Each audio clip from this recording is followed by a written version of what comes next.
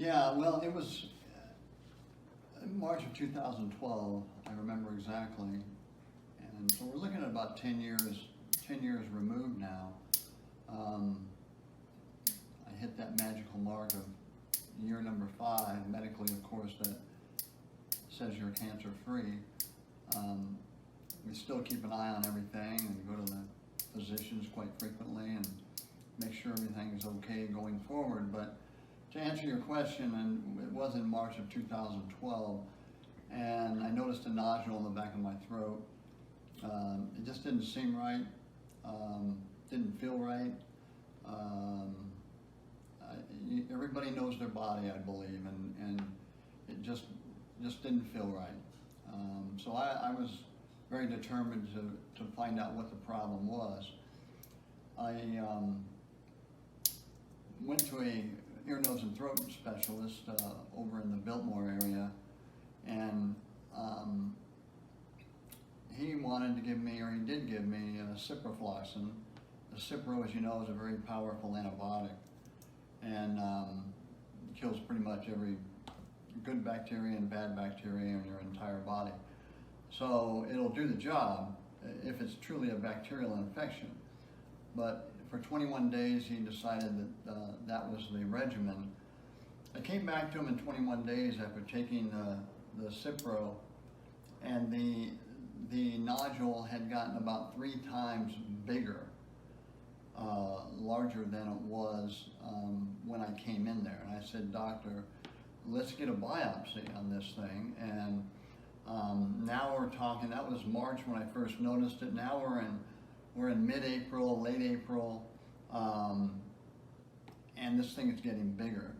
And so I think at that point I told him that if we couldn't get a biopsy, that I would have to look elsewhere and get a second opinion, which is what I did, because he could not get a biopsy. He claimed within 48 hours that I was requesting. So I went to a different doctor that was recommended, and that would be Dr. Bailey. And Dr. Bailey, within 48 hours, Dr. Bailey actually had a CT scan and quite a few tests run. And I was back in his office within a couple days after that. And he was pointing out what appeared to be something very unusual on the radiography. And he didn't say it was cancer. He just said that something is unusual here, but I don't know if it's cancer. We will not know if it's cancer until we biopsy it. And so then, 3 days later, I was in Scottsdale Healthcare in the hospital, and he was going to do a biopsy, and he told me if I woke up at 5 o'clock in the afternoon, that means I had throat cancer and tonsil cancer, tonsillectomy. So I didn't wake up at 8 in the morning after anesthesia, unfortunately. That's why I was hoping to go to work the same day and that it wasn't anything to worry about. But unfortunately, I had very late stage oropharyngeal cancer. And that was diagnosed by him on May 30th of 2012. And so at that point, I had the radical throat surgery already done, but there was more to come. And that more to come would have been, obviously, we had 8 weeks of radiation in July up through August. Through the end of August, we also had 21-day cycles of cisplatin chemotherapy that was done by my medical oncologist. So I had radiation oncologist, medical oncologist as well. And then the interesting thing was that I had to have a GI feeding tube. The radiation oncologist said, based on the surgery and based on the intensity of the radiation and the very high level doses of cisplatin chemo, that he demanded a GI feeding tube. So basically, had to feed myself through a tube for about a year feeding yourself through a tube. So that was no fun. But at the same time now, so basically we're talking about a tonsillectomy, a thyroidectomy, and a GI feeding tube. And so that's what was in place on my oropharyngeal cancer diagnosis. The tumors were actually very heavy on the left side and medium on the right side. So the diagnosis was not what I wanted to hear.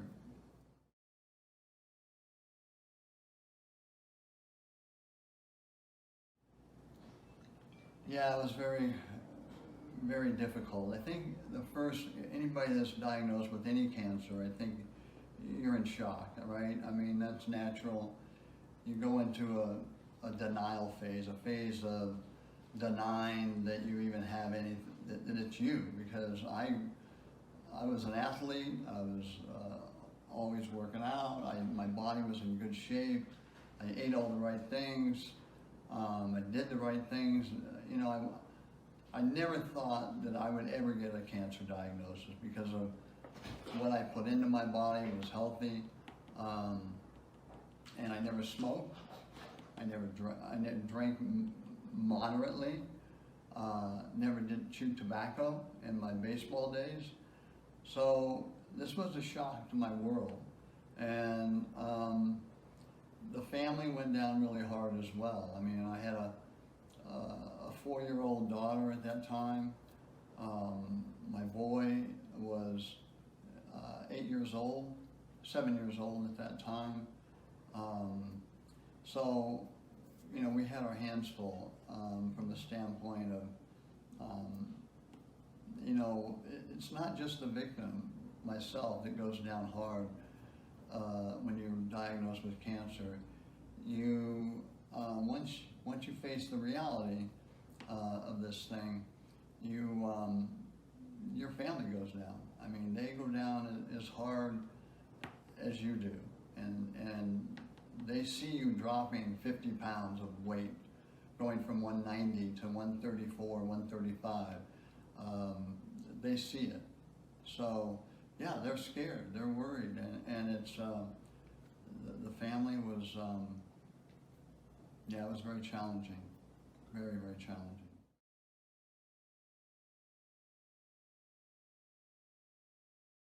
Well, I think it's important, number one. I think HPV has a little stigma to it if you don't understand the virus. If you understand the virus, you understand that 85 to 90% of every human being walking the face of this earth has the virus, has gotten the virus, but most people, the virus removes itself from the body based on your immune system. So most people get the virus. It's just that there are some unlucky ones, a very small percentage of people, that virus lays dormant or latent in your body. And it's a walking little time bomb in your body. But as men will never know that they have it. Women are fortunate.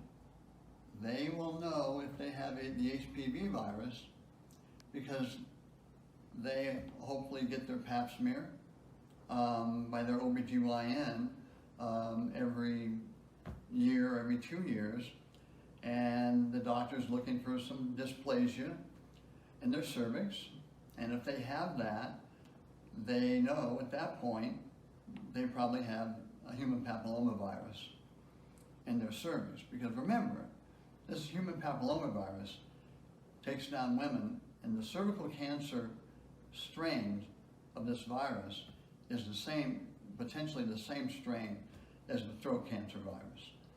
So women potentially know, men do not know. And that's the challenging part for men. And men get throat cancer 4 to 1 versus women. Because part of that reason is Men do not know if they got it, unless they get a biopsy. The only way a man will know if he has a human papillomavirus strain in his throat is to get a biopsy. So most of the time, I also want to mention that most of the time, this virus is picked up between the ages of 15 and 24. And that's from the CDC, Center of Disease Control data. So it's picked up early, most of the time. Most of the time. There are 7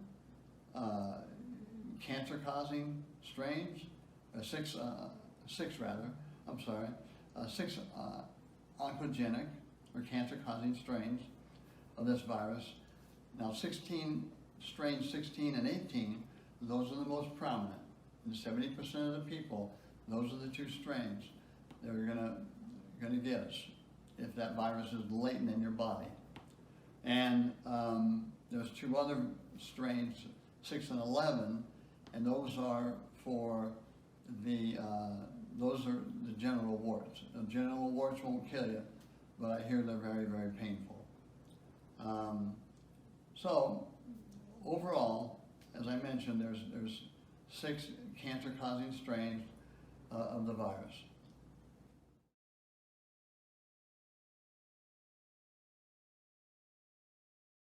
Well, I can tell you on June 12, 2020, that was music to the healthcare world. Because on June 12th of 2020, Merck Sharp and Dohme came out with a 9-valent vaccine approved, and they got the indication for oropharyngeal cancer or throat cancer. And that was a huge day, because prior to that, they had one indication, and that was for cervical cancer. Okay, so it's a great vaccine. I think the efficacy of the vaccine is somewhere between 95 and 98%, which is exceptional. And nobody should be afraid of getting the vaccine. It's a very safe vaccine. The minimal side effect, usually a little pain on the injection site, but maybe a little headache that night or the night after. But for the most part, let me tell you, this is a very good vaccine, safe vaccine, and any of the parents out there listening should not be worried about giving this vaccine to their young child.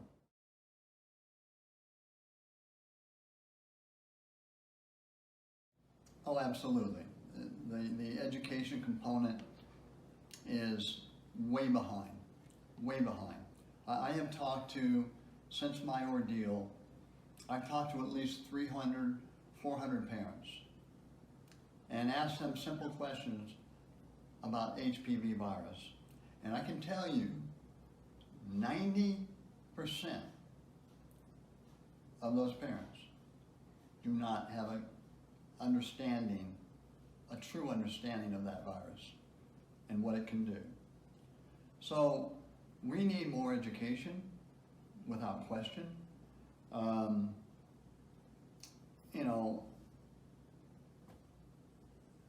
I mean, let me just throw some numbers out. We have nationally, the kids have completed either 2 doses or 3 doses, somewhere between the ages of 13 and 17. So 13 and 17, right?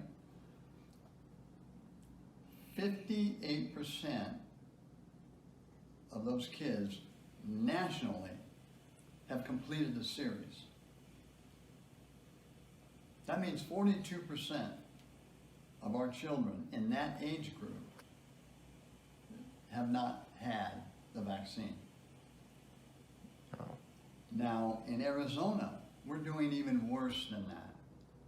We're at like 50%. Okay? So, of the children between 13 and 17. So, there is no question We need more activity, more education, more news spots, news channels. Let me tell you, anything you can do to help to get the exposure out there would be appreciated. We don't have enough education on this virus and what it can do to a young child, but more importantly, this usually festers itself later in life. I have a gentleman right now that I mentor who's in Canada. He got it at 35 years of age. That is, when I say he got it, that means he got oropharyngeal cancer at 35 years of age. I got it in 2012 at 53 years of age. Most of the people that get this cancer, this throat cancer, are going to be anywhere between 45, usually just getting heavier on the cases between 45 and 65. So, parents, when your child grows up and is anywhere between 45 and 65, you do not want to hear that your child got cancer because he or she was not vaccinated when they were 9 years old, or even at 11 years of age, or 12 or 13. Because that will haunt you, unfortunately, as a parent.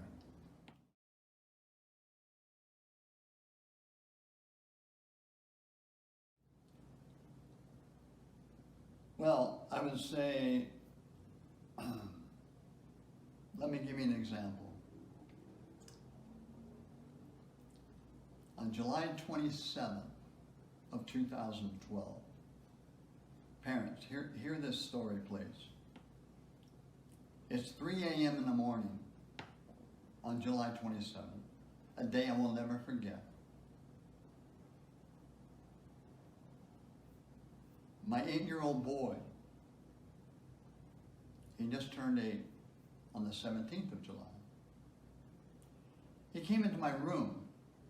Now, I was isolated in a separate room because I literally had so much pain, literally sheets of skin falling off my neck due to the radiation. I was about 135 pounds from 190. He came in my room at 3 o'clock in the morning. He says to me, "Daddy, I can't sleep when I know you're sick. Are you going to be okay?"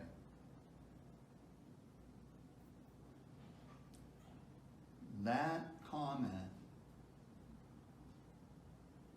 from an 8-year-old resonated my entire body and my entire mind. The last thing you want is to have your child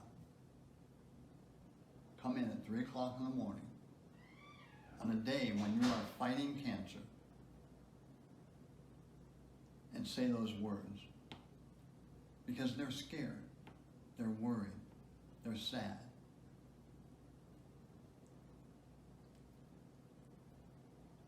Let me just throw this out to the parents.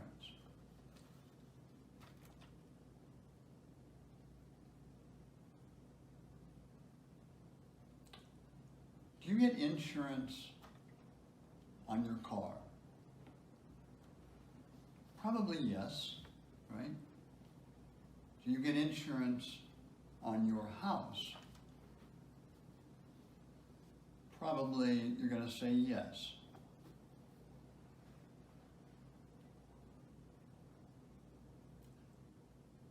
How about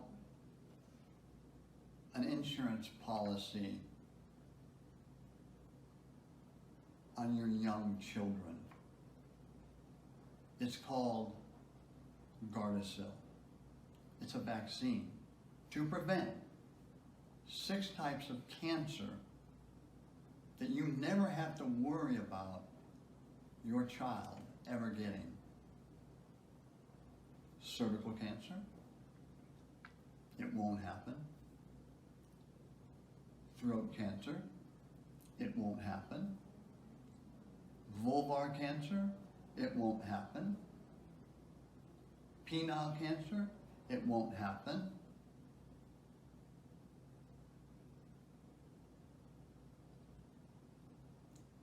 So think about that. There's cancer, this is a prevention.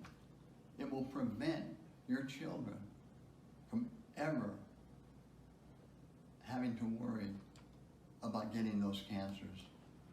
So we need to be active. We need to be proactive. Let's go and get this vaccine for your young children. It's very important. You never want to see your child go from 190 pounds to 134. That's a 50-pound loss. And it doesn't look good. It's scary. So that's what I would like the parents just to think about that. If your kids are still not vaccinated, think about that one. And parents, remember, it's never too late really to get this vaccine. The indication for this vaccine is from 9 years of age through the age of 45. So we want you to be proactive, like I said, and get the child vaccinated at 9 years old would be favorable. 11 years old is also very good because they have to have MMR vaccine when they're 11, so why not get 2 vaccines at the same time? So I plead to all parents, please get your child vaccinated against this human papillomavirus. Thank you.